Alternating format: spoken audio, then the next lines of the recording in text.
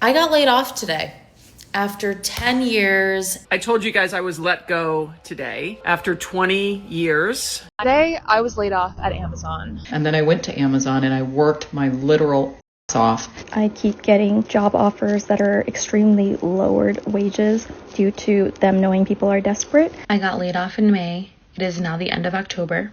Look at all these open tabs. The job hunt right now, you guys. If you got a job, just keep it, okay? Amazon recently announced their largest corporate layoff, cutting 14,000 employees, with executives hoping to eliminate 600,000 workers by 2033. When Amazon, the US's second largest employer, starts laying off employees, it gives cover to other CEOs. UPS announced 48,000 layoffs. YouTube is offering its employees voluntary exit packages. Chegg announced it was cutting 45% of its workforce. Target cut roughly 1,800 employees. GM cut roughly 1,700 employees. Meta, Rivian, Ford, the list goes on. And this is just for the month of October. It doesn't even cover the layoffs we've been experiencing throughout the year. But there's one layoff I want to highlight. Paramount. If you watched my previous video, I mentioned how David Ellison, son of tech billionaire Larry Ellison, had purchased Paramount, further growing his media empire. Despite this open letter David sent to Paramount employees after taking over the company, claiming, "You are the heart of this company," Paramount cut 1,000 employees, with that number expected to be 2,000 in coming weeks. If companies like Google and Amazon and Meta are making billions, why are they laying people off? Oh, that's easy. Greed. These billionaires don't care about us. They only care about showing growth to Wall Street every 3 months. Remember when property developer Tim Gurner said that unemployment needed to rise 40–50% to put us workers back in our place? And we need to see that change. We need to see unemployment rise. Unemployment has to jump 40–50% in my view. We need to see pain in the economy. We need to remind people that they work for the employer, not the other way around. There's been a systematic change where employees feel the employer is extremely lucky to have them. It's a dynamic that has to change. We've got to kill that attitude, and that has to come through hurting the economy, which is what the whole global, the world is trying to do. The governments around the world are trying to increase unemployment. What isn't discussed enough is the shadow layoff system. More companies are hiring part-time and contract workers as a means to cut costs. This means for the workers, no retirement plans, no healthcare benefits, and no severance package. The WARN Act doesn't require corporations in every state to report part-time or contract workers as part of their layoffs. This is why the layoff numbers might seem low, but if we account for all employment type, we've actually seen 13.8 million layoffs from January to August of this year. Laying off contractors or conducting performance-based exits doesn't make headlines, but accounts for up to 30% of this year's job losses. Amazon claims that they're laying off employees in an effort to operate like the world's largest startup. They claim they need to increase their efficiency. Yet in 2024, they generated $638 billion. It seems they're operating at pretty high efficiency. While most headlines are focused on AI, Amazon has been building an army of robots. A leaked internal document shows executives hoping they can eliminate 600,000 roles by using robots. And they know how bad this sounds. That's why also in the document they discussed replacing words like automation, AI, and robot with the term advanced technology. But here's the dystopian reality. Back in June, Amazon CEO Andy Jassy addressed all the employees about AI and automation. "We have strong conviction that AI agents will change how we work. There will be billions of these agents. We will need fewer people doing some of the jobs that are being done today." The key word here is will. He's not saying AI agents are currently good enough to replace human workers. He's saying they will be, maybe in the future. Probably in 2025, we at Meta, as well as the other companies that are basically working on this, are going to have an AI that can effectively be a sort of mid-level engineer that you have at your company that can write code. And then over time, we'll get to the point where a lot of the code in our apps, and including the AI that we generate, is actually going to be built by AI engineers instead of people engineers. Again, the key words here, I think probably these are just hopes. They're laying off real human workers today despite recognizing that AI cannot do a mid-level engineer's job. But they're hoping one day it can. They're redirecting the money they used to pay real human workers into AI investments. They're betting on a future that hasn't even arrived yet. They could afford both employees and AI, but instead they're laying off workers right before the holidays after record profits while the CEOs get richer from the very act of firing them. Because for these executives, layoffs are a means to cut costs. And who costs the most? Senior employees. A perfect example of this that we saw earlier this year was when Microsoft let go of Ron Buckton. Now, if you're not a developer, you may not know who he is, but Ron spent 18 years at Microsoft. 10 of those years was spent working on TypeScript. TypeScript is used by over 5 million developers. I use TypeScript. The majority of the websites that you interact with use TypeScript. And despite Microsoft having over $245 billion in revenue for 2024, they still let Ron go. Was Ron suddenly discovered to be a slacker after 18 years of promotions? Or is it that executives looked at a spreadsheet, saw his senior level salary, and decided that number was too big? And at the same time they're laying off senior workers, they're also eliminating junior positions. Between January and October of 2024, the unemployment rate for recent college graduates was 15.3% in their first year after graduation. This shows recent graduates are staying unemployed for longer and they're applying to roles outside of their degrees just to land their first position. And it's not looking any better in other countries. There are many graduates now that are coming out of universities, which means that there are more people that are graduating necessarily for the jobs that are there. I saw a rather shocking statistic in the UK earlier this week that was talking about the fact that last year there were 1.2 million graduates for 17,000 jobs, which starts to give you the idea of just how competitive that market has become. And on top of that, with AI, many of those graduate jobs are changing or are more difficult for people to get into. Vercel used its best salesperson to train an AI agent, allowing the company to reduce a 10-person team's work down to just one person managing the AI agent. As a developer, I also see this. A lot of companies are now using AI agents to do the smaller Jira tickets that usually a junior developer would do. But this means that they're effectively eliminating junior positions, while at the same time we have fewer senior employees because their salaries make them layoff targets. More seniors and retirees are returning to the workforce because they can't afford the cost of living on their retirement funds or their Social Security. In fact, according to the Department of Health and Human Services, people aged 50 and older are the fastest growing group of those experiencing homelessness, with that number expected to double by 2030. This is my tent.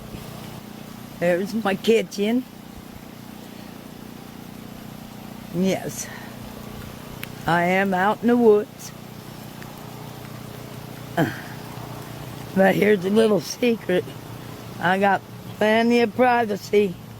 Because despite paying into Social Security with every paycheck, that money isn't being saved for you. It's being used to pay for current retirees, and it's also not keeping up with the cost of living. The average monthly payment for retirees is $2,002. I'm not currently in the US, but even here in Stockholm, that wouldn't cover my rent. But regardless, the US government is considering increasing the retirement age to 69, despite many workers claiming that employers are deeming them too experienced. A nice way for these companies to say that they don't want to hire you after 40. And actually, Workday, that horrible job application software, they're being sued with applicants alleging the company's AI disqualified them because they were over 40. So I made a post about over a month ago talking about how I was laid off at 50, being at the peak of my career, and thousands of you replied saying you're going through the same thing. They say you're too overqualified. Again, you're not going to be happy here. I even had someone make a comment saying that they went to Trader Joe's to try to get a job and they were denied because they are overqualified.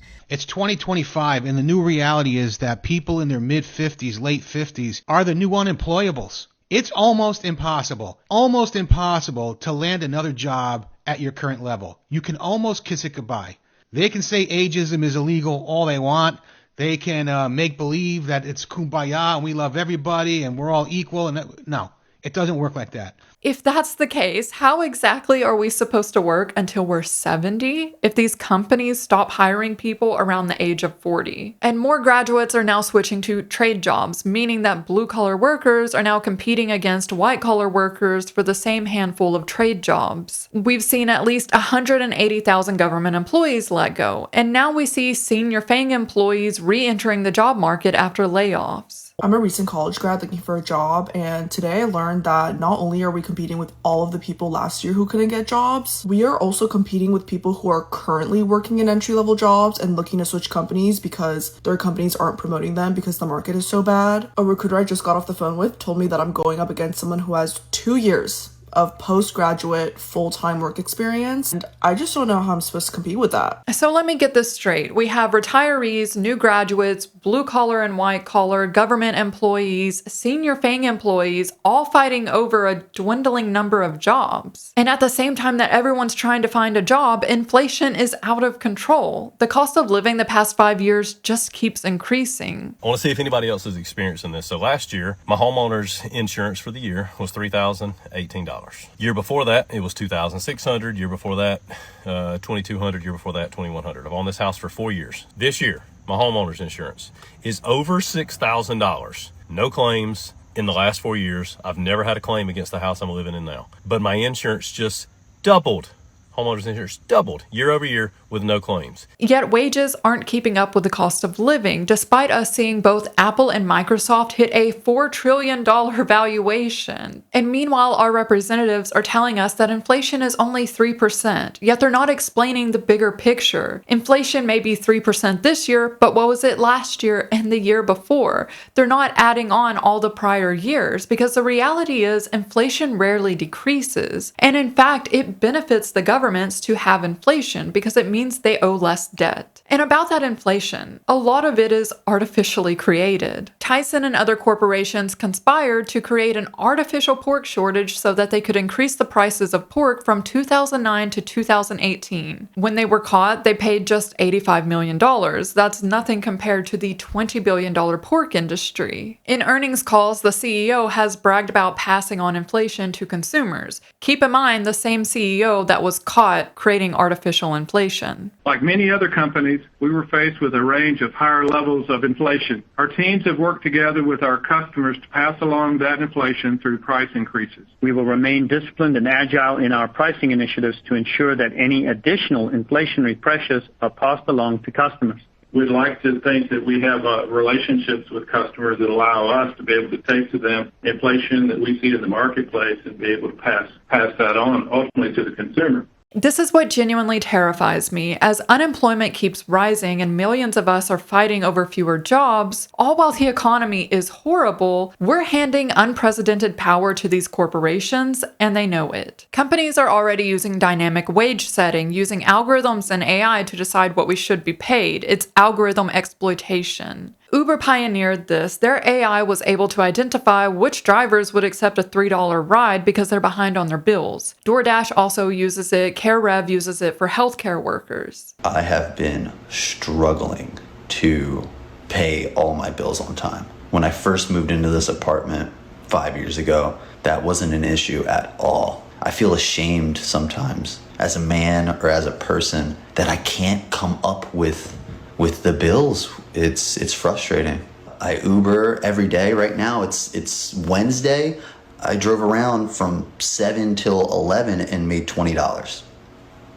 What is stopping Amazon, Microsoft, Apple, or any other company from using this same type of wage setting? They already know our salary. They monitor everything we do on our work computer and phone. Because the reality is Amazon laid off 14,000 workers, yet they're still hiring for engineering, sales, and management. Microsoft laid off over 15,000 this year. They're hiring. Intel laid off roughly 22,000 this year, yet they're still hiring. These corporations lay off people only to hire new employees at a lower salary with less equity and a worse benefits package. If they're already trying to replace us with AI, is it really that big of a stretch to think that they wouldn't lower our salaries by roughly 30% because their AI determined that we're willing to accept that salary in this economy? They increasingly give us worse salaries, while Andy Jassy, CEO of Amazon, made $40 million in 2024. His compensation is directly directly tied to Amazon's stock price. The day Amazon announced 14,000 layoffs, Amazon stock jumped 13%. The day UPS announced 48,000 layoffs, their stock price jumped almost 13% as well. Wall Street literally rewards human suffering. And some of you may own Amazon stock because actually stock ownership in the US is at a record high. 62% of Americans own stock. But when we dig deeper, we see that the top 10% own 93% of all stocks. They want us to believe that this is about the future and innovation when they're literally just giving us a solution to a problem that they created. They're laying off real human workers today, investing that money into their dream of AI replacing all of us in the future.